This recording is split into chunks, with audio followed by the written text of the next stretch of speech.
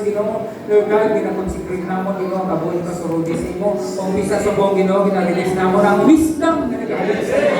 In the name of Jesus, ang anointing, O Lord God, pinapasa namon sa iyas, ordained ministers, O Lord God, of your gospel. Your people, O God, sa maindang, hindi lamang sa maindang, kundi sa entire Philippines, O Lord. Nag-pray kami, Ginoo, Lord God, sa iyong divine intervention.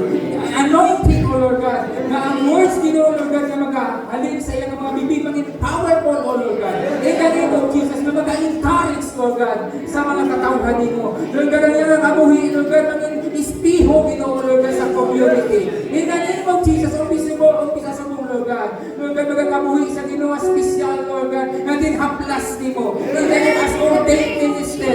In the name of Jesus, gamitan sa Ginoo, Lord God, to perform His duty, Lord God, sa iyong mga church, Lord God. Gamitan siya, Ginoo, Lord God, sa pagkasal. Gamitan sa Ginoo, to perform sa baptismal, Lord God. Gamitan siya sa pag-perform sa mga burial, Lord. Lord God, yung mga anointed, Ginoo, Lord God. Anointed na niya, Ginoo, Lord God, na mga ginahambal, Ginoo, sa iyong mga bibig, Lord. In the name of Jesus, ginawasak mo na mo, mga discouragement sa iyo. In the name of Jesus, in the name of Jesus, in the name of Jesus. So, Lord, dinadedikar sa naman sa iyo as ordained minister sa the worshiper of the Lord Jesus Christ ministry incorporated, Lord. O God, ginahalad sa naman kami na tugyan sa iyo, kaong pinasubo maging pinasangin ang dalagan sa iyong kabuhi. Ang self-control, Ginoo, Lord God, mangyayara sa iyong kabuhi, O Lord God.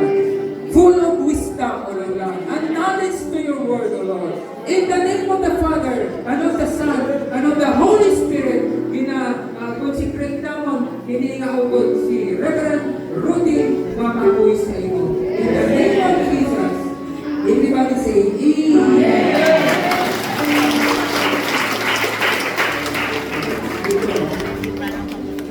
Picture, ano? Pasali sa ako na?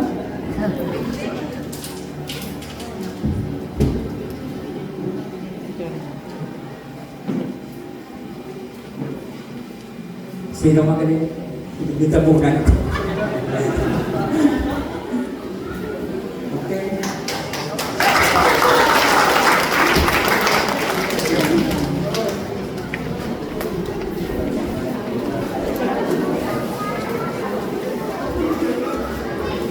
Mindoro na sa sisiyo.